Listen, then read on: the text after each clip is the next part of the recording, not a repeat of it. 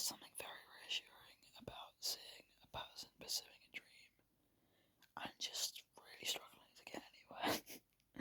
um, I feel like it's not represented enough, and yeah, and I think it also shows how impersonal a lot of the obstacles to achieving any kind of like artistic or creative pursuit can be.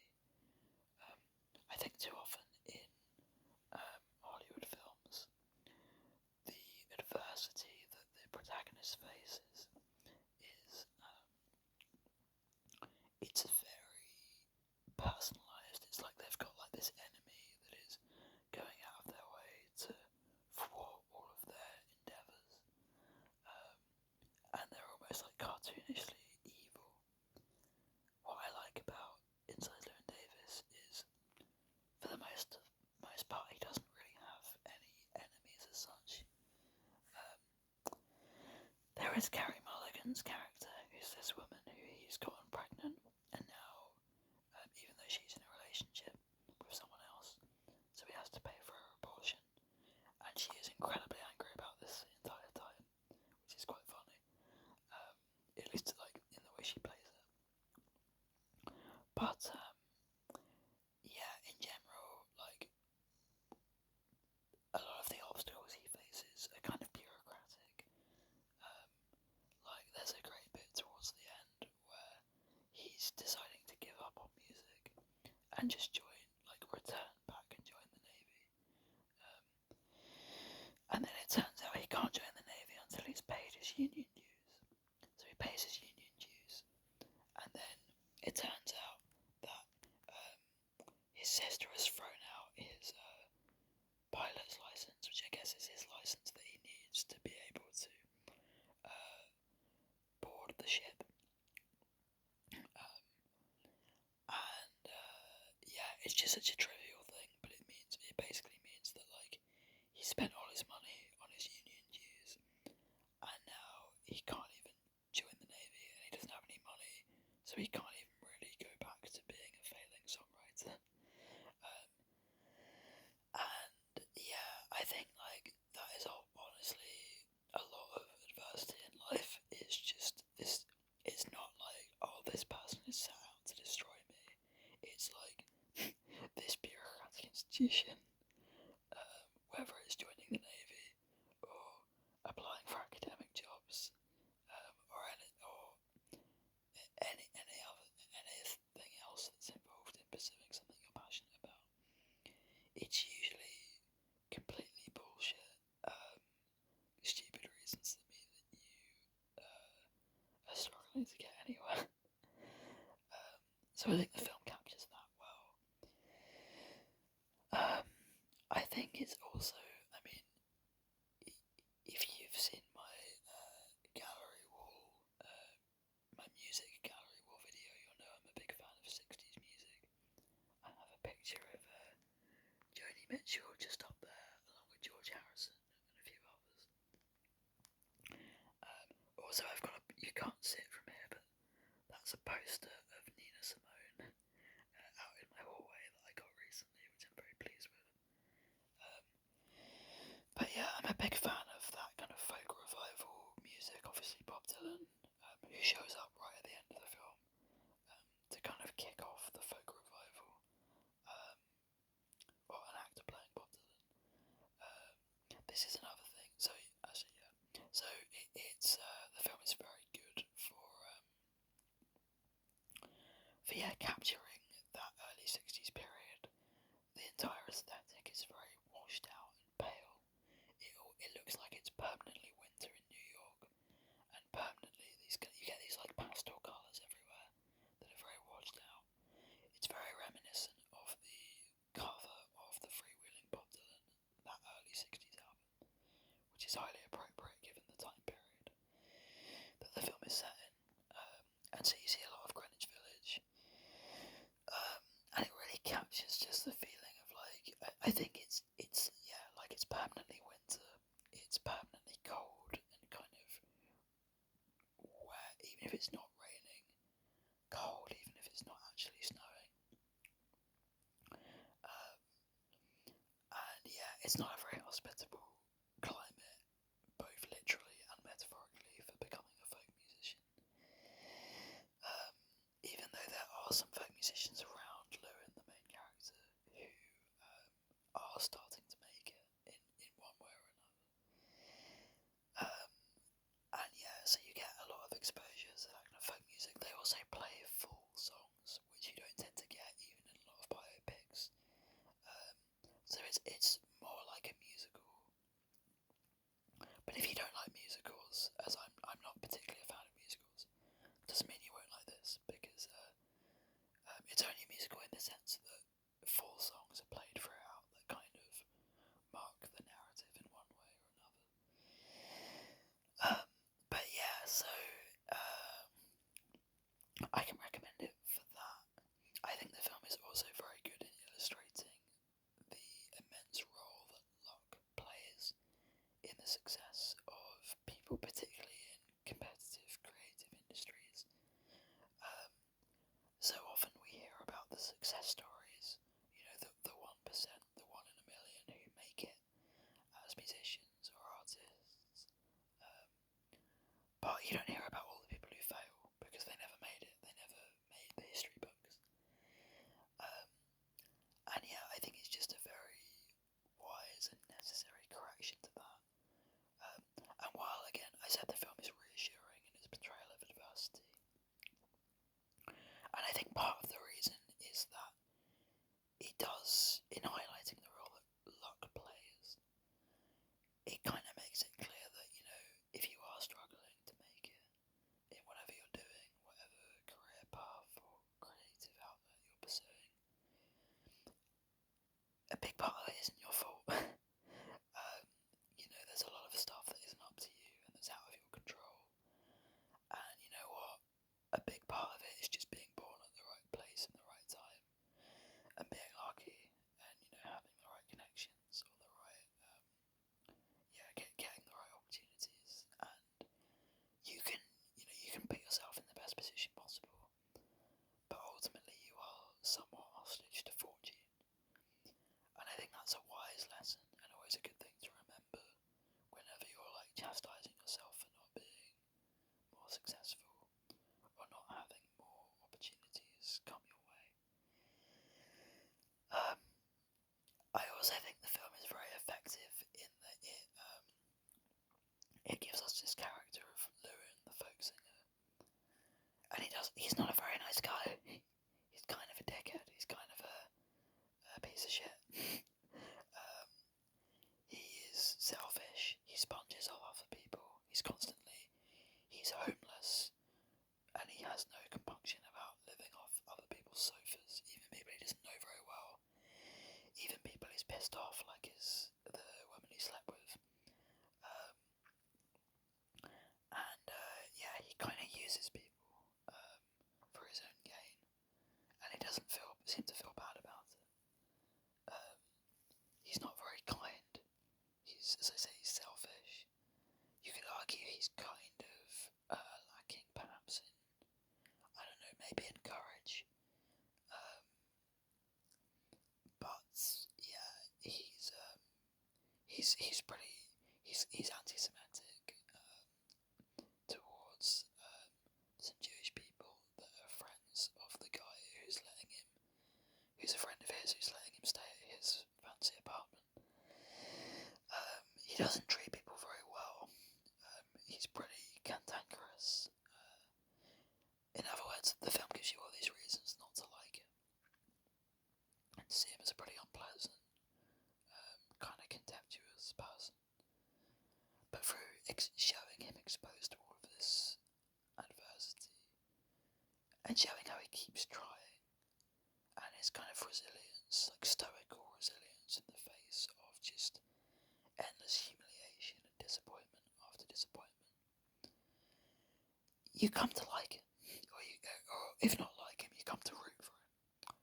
You want him to succeed, not because he deserves it in the sense that he's a nice person or a morally admirable one, but because he's clearly working for it,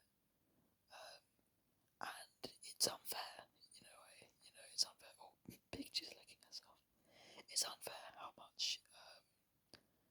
effort he's having to put in for so little reward. There are some other great characters as well. So there's a character of Mel, who is Llewyn Davis's agent, who's not doing a very good job of getting him attention or notoriety. They have a wonderful exchange. I think it's the only scene that Mel is in where they're just totally talking past each other. Yeah, he's a very funny character. I like him a lot. There's also the character, I forget his name, but he's this army guy who's trying to make it. Troy, I think Troy Nelson, is that the guy I'm thinking of? Who is incredibly polite and sort of gentlemanly, and is a marked contrast to Llewyn Davis, but doesn't seem to have it all there. Seems kind of a bit empty upstairs. As Llewyn asks about him at one point, does he have higher functions? Because he just seems to play guitar and then kind of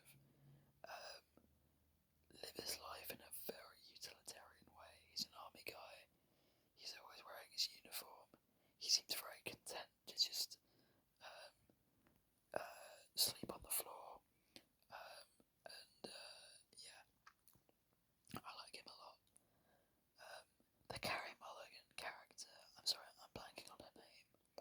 She's the kind of the woman who he sleeps with, who Llewyn sleeps with and gets pregnant, which she's not happy about. And meanwhile she has a boyfriend who she's going to marry. I'm not so keen on her character. I think she's a bit one-dimensional, like the way she's written. Her main role in the film is just to be angry at Llewyn, without any real redeeming qualities. And I get it. Her role is kind of to antagonise Llewyn, and I guess ultimately, on the one hand, to make us realise that he's not a good guy, but ultimately, I guess, to sort of feel bad for him because she's just so continually angry at him. And it's just like, as he says, she just spouts vitriol at him all the time. Which is like definitely justified, he deserves it much of the time. But it does get a bit tiresome, and yeah. I mean, I think there's some complexity to their relationship. At one point he says, have you ever heard the expression, it takes two to tango, in relation to the fact that, she obviously chose to sleep with him. And I think that does raise the question of, like, why did she sleep with him if he's so contemptuous? It could just be a mistake, a one-off accident, but it could also be that she sees something in him, that she admires him as a folk musician. I should say she is also a very beautiful folk singer in the film. And I've seen people, some of the actors, talking about her and their relationship, and saying, she kind of resents Llewyn for being as talented as he is, but being so self-sabotaging, self-destructive. And I think that's probably true, and maybe that's part of why there was maybe an initial attraction there, but also why she resents him, in addition to him also just being a pretty nasty guy. So I think it is interesting, but a lot of that isn't necessarily explored as much as it could be. Yeah, so I guess that's my thought on her as a character. Justin Timberlake plays this other folk singer who's also very good, and he's mainly in this scene doing I guess it's a cover. I believe this song was already a 60s song that was original, not original to the film, but it already existed, called Please Mr. Kennedy, that goes like, please Mr. Kennedy, please don't shoot me into outer space. And it's just a stupid novelty song, as I'm sure there were many of in the early 60s.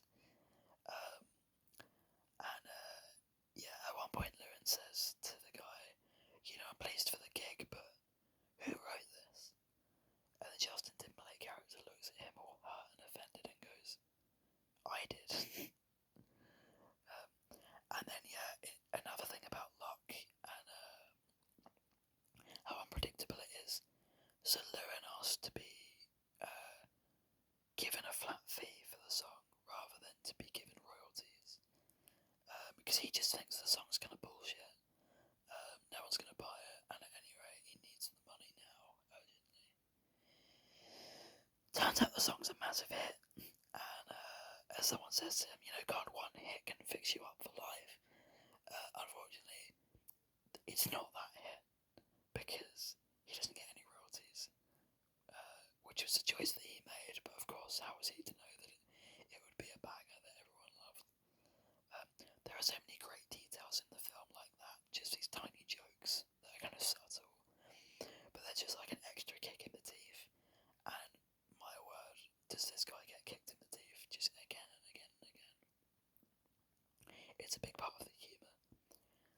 I also, since I've got Pikachu, my cat, resting on my lap, I must mention the cat character. So there's a cat in this film, which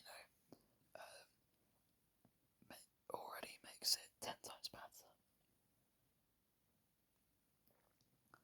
And the cat. Well, there's two cats technically. So Llewyn ends up being landed with this cat because the cat runs away from the apartment that he's staying in one night at the start of the film, and then he's just kind of stuck with it, and he keeps trying to palm the cat off on other people, and they're not having it. And then the cat runs away, and then he tracks the cat down to give it back to the friends he was staying with, and then it turns out it's the wrong cat. But yeah. Sorry. I've heard people interpret this kind of mystery cat relationship in different ways, because Llewyn does become fond of the cat, even though he ultimately has to leave it behind. So some think that it's kind of like because it's a house cat, like our darling Pikachu. That it's almost like a symbol of the idea of domesticity, and the fact that things keep trying to domesticate Llewyn. People keep telling him he should get a regular job, that he should. They keep criticising him for not having a stable housing situation, for sponging off other people, for living off the couch, living on the sofas of his friends,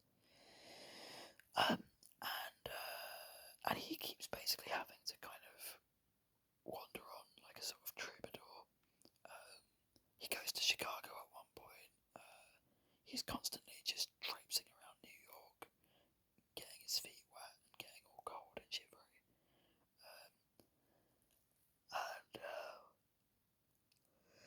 he's quite critical of people who are pursuing those kind of material goals of essentially, stable housing.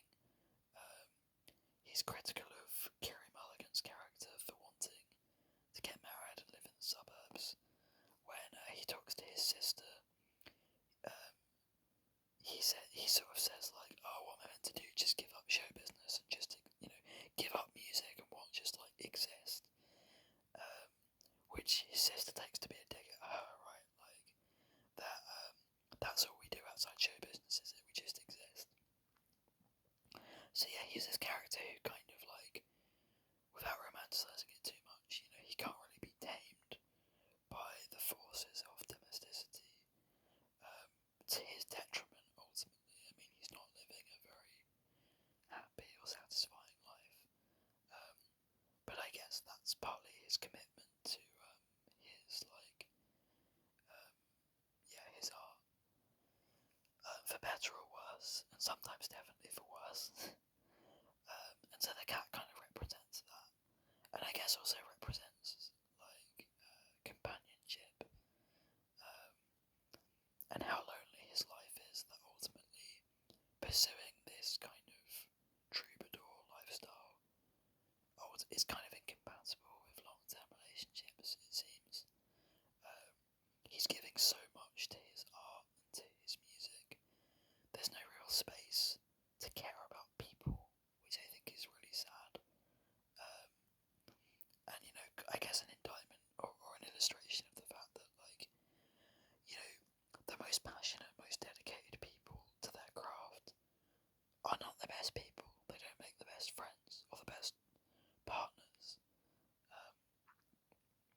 as people, full stop.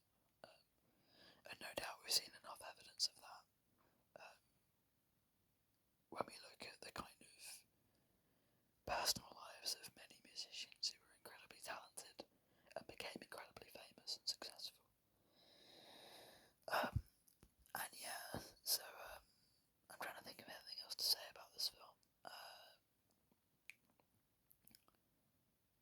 I think I covered most of the main characters. Yeah, as I said, I think it's a wonderful portrait of adversity. I think films spend so much time. Often adversity is a kind of narrative device to basically make the triumph over the adversity feel like even more of a payoff. Like, oh, you know, this guy's life is going really bad. Oh, but then he works really hard and then it turns out really well. And because of that narrative structure, the film can't really linger on the adversity for too long. It can only really take up the first 20 minutes or kind of first third of the film before you get the kind of triumphant overcoming and resolution. So it's really refreshing to see a film basically just plot adversity as a phenomenon and give it a full treatment. Not as something that is like a means to something being overcome, but just as something that I think kind of really shows what people's lives are often like. In life there will be adversity. There isn't a neat narrative arc to people's lives. This is something a friend said about biopics. They often suffer because they're about someone's life, but people's lives don't have a clear narrative structure of like, you know, a kind of difficult beginning and then an adverse circumstances and then a kind of triumph and ultimate success story. You know, people's lives improve and then they get worse and then they change for the better and then they change for the worse. And you know, a lot of lives are very meandering, much like this video. But yeah, so I think the film does a good job of illustrating that. Life is kind of, what's the thing that the guy says in History Boys? How would you define history? It's just one fucking thing after another.